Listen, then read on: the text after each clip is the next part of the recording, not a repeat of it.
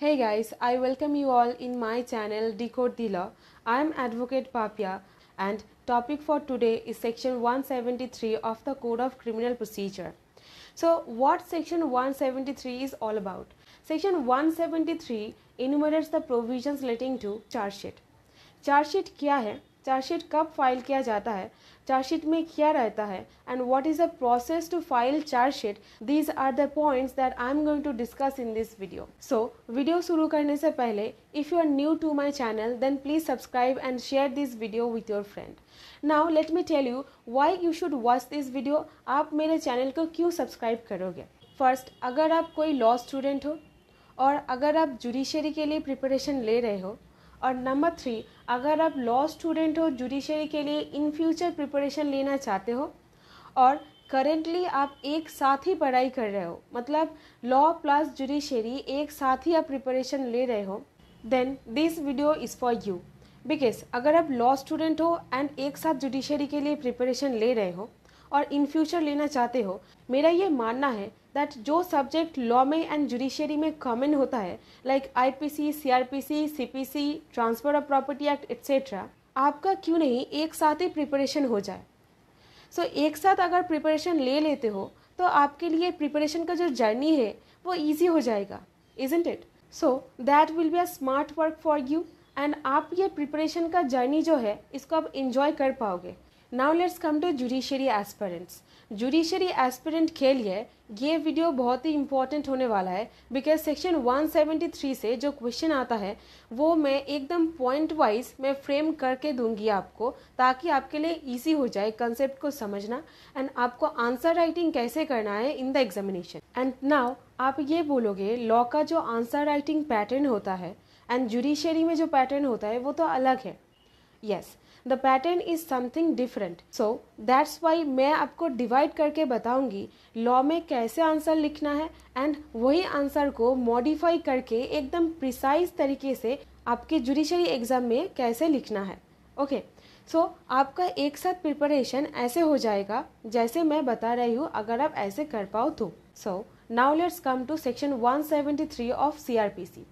Section 173 CrPC में total 8 subsections है. इस सेक्शंस को डिटेल में समझाऊंगी. तो now let me tell you chargesheet कब फाइल किया जाता है. Okay, that there are 3 stages of a criminal case. So what are this? Number 1, investigation, inquiry and trial. So these are the 3 stages of a criminal case. Now let me ask you one thing. Investigation जब खत्म हो गया है तब क्या file किया जाएगा? Definitely it is chargesheet file किया जाएगा, दैट इज फाइनल रिपोर्ट और चलान ऑफ द केस जो मैजिस्ट्रेट के पास जाता है. On the basis of that magistrate cognizance लेता है. So now let's come to what is the way of taking cognizance by the magistrate. Magistrate mainly 4 sources के आधार पर कॉग्निजेंस लेता है. Number 1, complaint before magistrate.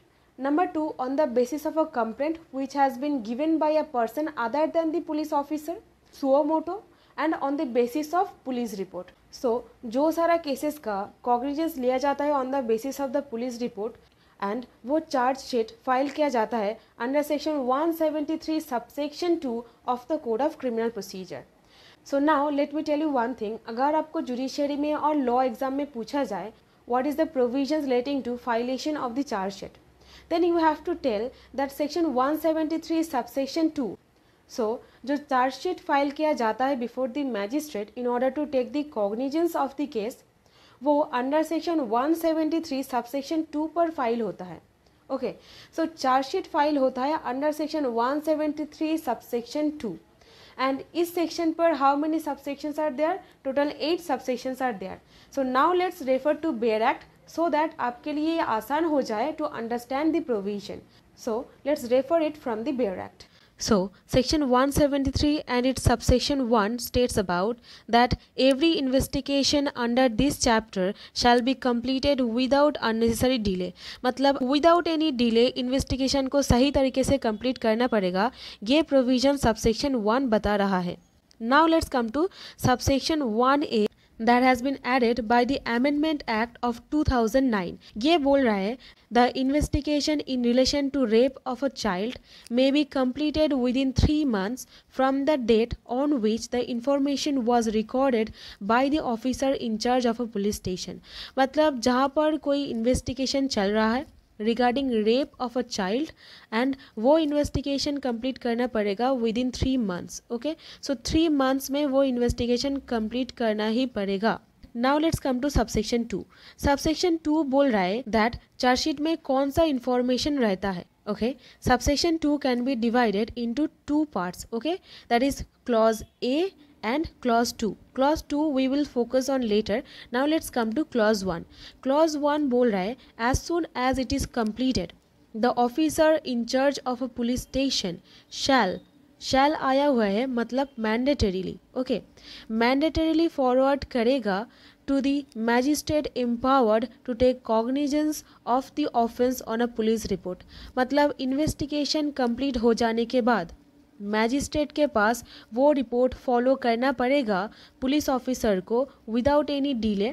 Okay, then the magistrate will take the cognizance of such offence on the basis of the police report. So magistrate cognizance लेगा on the basis of the police report. Okay, a report in the form prescribed by the state government stating मतलब जो report prepare किया गया है police officer के द्वारा उसमें क्या रहेगा, उसमें रहेगा जो सारा इन्फॉर्मेशन मतलब रहना चाहिए वो प्रिस्क्राइब किया गया है bye the state government. Okay, number 1 the name of the parties का नाम क्या है. Number 2 the nature of the information का नेचर क्या है मतलब is it a cognizable offence, non cognizable offence, कैसा इन्फॉर्मेशन मिल रहा था at that point of time, ये सारा इन्फॉर्मेशन रहेगा. Now next part states that the names of the persons who appear to be acquainted with the circumstances of the case. Acquainted with the circumstances मतलब suppose आप जो apartment और flat में रहते हो वहाँ पर कोई क्राइम हुआ है. सपोज आपने कुछ आवाज़ सुनी थी और you have seen the offenders मतलब आपके पास कुछ इन्फॉर्मेशन है रिगार्डिंग दैट पर्टिकुलर ऑफेंस. सो इसका मतलब क्या हुआ, इसका मतलब आपके पास कुछ इन्फॉर्मेशन है regarding that particular offence. So you are the person who is acquainted with the facts and circumstances of the case. मतलब आपके पास इन्फॉर्मेशन है, इसका मतलब you are acquainted with the facts and circumstances of the case and आपका नाम भी रहना पड़ेगा उस रिपोर्ट में जो प्रिपेयर किया गया है पुलिस ऑफिसर के द्वारा. Now, D states about whether any offence appears to have been committed and if so by whom. अगर कोई offence commit किया गया है, कौन commit किया गया है उसका नाम रहना पड़ेगा. Whether the accused has been arrested, accused को arrest किया गया है और नहीं वो information रहना पड़ेगा. Clause F बोल रहा है whether he has been released on his bond and if so whether with or without sureties. मतलब अरेस्ट किया गया था, रिलीज़ किया गया है और नहीं, विदाउट श्योरिटी और श्योरिटी लेकर रिलीज़ किया गया है, ये सारा इन्फॉर्मेशन रहना पड़ेगा. क्लॉज जी बोल रहा है whether he has been forwarded in custody under section 170. Under section 170 पे जो कस्टडी दिया जाता है 170 enumerates the provisions relating to cases to be sent to magistrate when evidence is sufficient. मतलब जहाँ पर एविडेंस सफिशिएंट है वहाँ पर ही तो केस को मैजिस्ट्रेट के पास भेजा जाएगा, राइट. अगर एविडेंस डेफिशिएंट हुआ मतलब इसका प्रोविज़न बताया गया है सेक्शन 169 में. Section 169 and section 170 is actually read together. Okay, so 169 बोल रहा है जहाँ पर एविडेंस डेफिशिएंट है एक्यूज्ड को रिलीज़ किया जाएगा एंड 170 बोल रहा है जहाँ पर एविडेंस सफिशिएंट है एंड एक्यूज्ड को मैजिस्ट्रेट के पास भेजा गया है. अगर ऐसा कुछ हुआ 170 पर सो इसका जो इन्फॉर्मेशन है वो बताना पड़ेगा मतलब रिपोर्ट पर मेंशन करना पड़ेगा. Now let's come two clause H. Clause H बोल रहा है that whether the report of medical examination of a woman has been attached where the investigation relates to an offence under section 176, 176A, 176B, 176C, 176D और section 176E of the Indian penal code का जो offence बताया गया है जहाँ पर कोई medical examination किया गया है किसी भी वुमेन का, वो अटैच करना पड़ेगा along with that report. Now let's come to another clause of subsection 2. I have told you that subsection 2 can be divided into two parts, clause 1 and clause 2. So clause 2 states about the officer shall also communicate in such manner as may be prescribed by the state government the action taken by him to the person, if any, by whom the information relating to the commission of the offence was first given. मतलब जो officer in charge of a police station है उनको communicate करना पड़ेगा. शैल आया हुआ है, शैल मतलब मैंडेटरीली कम्युनिकेट करना पड़ेगा. And the action taken by him to the person मतलब जो एक्शन लिया गया है वो पुलिस ऑफिसर के द्वारा against any person. Okay, and by whom any information relating to the commission of the offence was first given. मतलब जो information पहली बार लाया था towards that person क्या action लिया गया है वो सारा चीज़ mention करना पड़ेगा. Now let's come to subsection 3. Subsection 3 states about where a superior police officer has been appointed under section 158. Section 158 के ऊपर मैं ऑलरेडी वीडियो बना रखी हूँ and you will get the link in the description box that investigation of a cognizable case by the police officer. जो investigation का procedure होता है मैं एक डिटेल वीडियो बना रखी हूँ, आप उस वीडियो को रेफर कर सकते हो. Now what subsection 3 all about. Subsection 3 बोल रहा है that report shell in any case in which the state government by general or special order so directs may be submitted through that officer. मतलब under section 158 पर जो officer को appoint किया गया है वो ऑफिसर जैसा स्टेट गवर्नमेंट जनरल और स्पेशल ऑर्डर स्पेसिफाई कर देगा वो ऑफिसर के द्वारा जो रिपोर्ट है वो सबमिट किया जा सकता है. Okay, and he may pending the orders of the magistrate direct the officer in charge of a police station to make further investigation. and अगर उनको लग रहा है that pending orders of the magistrate मतलब जहाँ पर मैजिस्ट्रेट का order pending है direct the officer in charge of a police station मतलब जो officer in charge of a police station है उनको डायरेक्ट किया जाएगा to make further investigation. So further investigation का प्रोसीजर कहाँ पर दिया गया है? It is section 173 subsection 3. Now let's come to subsection 4. Subsection 4 क्या बोल रहा है? Subsection 4 बोल रहा है that whenever it appears from the report forwarded under this section मतलब जो report under this section forward किया गया है the accused has been released and accused को release किया गया है on his bond जो bond में release किया जाता है and on the execution of the bond accused को release किया गया है. The magistrate shall make such order for the discharge of such bond or otherwise as he thinks fit. मतलब अगर मैजिस्ट्रेट को लग रहा है मतलब अगर मैजिस्ट्रेट को लगेगा तो वो ऑर्डर डिस्चार्ज कर सकता है कोई ऑर्डर पास करके. Okay, now let's come to subsection 5. Subsection 5 में बहुत सारा क्लॉजेस बताया गया है. Okay, let's study that. Subsection 5 बोल रहा है when such report is in respect of a case to which section 170 applies. मतलब 170 क्या बोल रहा है? 170 बोल रहा है when evidence is sufficient, right? So when evidence is sufficient and section 173 attract हो रहा है at that point of time the police officer shall forward to the magistrate along with the report. मतलब जो सेक्शन 170 का जो criteria है that evidence when sufficient जो provision बताया गया है अगर ऐसा कुछ एप्लीकेशन हो रहा है जो सारा डॉक्यूमेंट्स है उसको भेजना पड़ेगा along with the report to the magistrate. Okay, now let's come to clause A. Clause A बोल रहा है that all the documents or relevant extracts thereof on which the prosecution proposes to rely other than those ready to send to the magistrate during the investigation. मतलब जो documents भेजा गया है उसका जो रेलिवेंट एक्सट्रैक्ट है उसके ऊपर प्रोसिक्यूशन पार्टी जो होते हैं वो रिलाई करना चाहते हैं. मैजिस्ट्रेट को मतलब बता रहे हैं हम लोग उसके ऊपर रिलाई करना चाहते हैं other than those already has been send to the magistrate during the investigation. मतलब वो सारा चीज़ जो मैजिस्ट्रेट के पास ऑलरेडी भेजा गया था in the course of investigation मतलब इन्वेस्टिगेशन जब चल रहा था अदर जो relevant extract of the document है उनके ऊपर रिलाई करना चाहते हैं ये प्रोसिक्यूशन पार्टी प्रपोज कर सकते हैं. क्लॉज बी बोल रहा है that statements recorded under section 161 of the code of criminal procedure enumerates the provisions relating to examination of witnesses by police. मैं इस सेक्शन के ऊपर भी एक डिटेल वीडियो बना रखी हूँ. बिकॉज यहाँ से भी जुडिशरी एग्जाम में क्वेश्चन पूछा जाता है। ओके, नाउ ये सेक्शन बोल रहा है दैट सेक्शन 161 में जो स्टेटमेंट रिकॉर्ड किया गया है, all the persons whom the prosecution proposes to examine its witnesses, मतलब जो प्रोसिक्यूशन पार्टी प्रपोज कर सकते हैं to examine as its witness. Now let's come to subsection 6।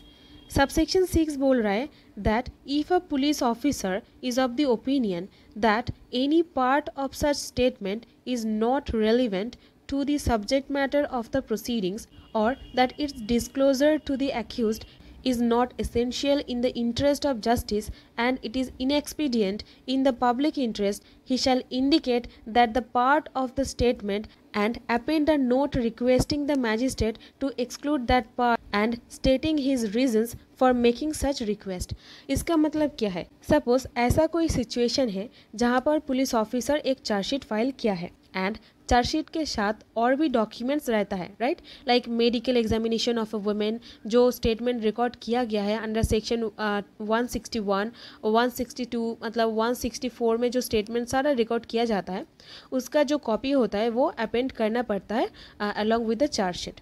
Suppose जहाँ पर ऐसा कोई स्टेटमेंट रिकॉर्ड किया गया है एंड उस स्टेटमेंट का एक पोर्शन वो इरेलीवेंट है, ठीक है, वो मतलब नेसेसरी नहीं है and that is not important for the purpose of interest of the justice, जो इंटरेस्ट ऑफ द जस्टिस है इसके लिए भी वो एसेंशियल नहीं है and it is absolutely inexpedient. So then police officer क्या कर सकते हैं? देन पुलिस ऑफिसर मैजिस्ट्रेट को रिक्वेस्ट कर सकते हैं, नोट लिखेंगे दैट इसका जो पोर्शन है वो एब्सोल्युटली इनएक्सपीडियंट है एंड रीज़न बताना पड़ेगा एंड उसके बाद मैजिस्ट्रेट अगर परमिशन दे तो वो पार्ट को एक्सक्लूड किया जा सकता है। Now let's come to subsection 7.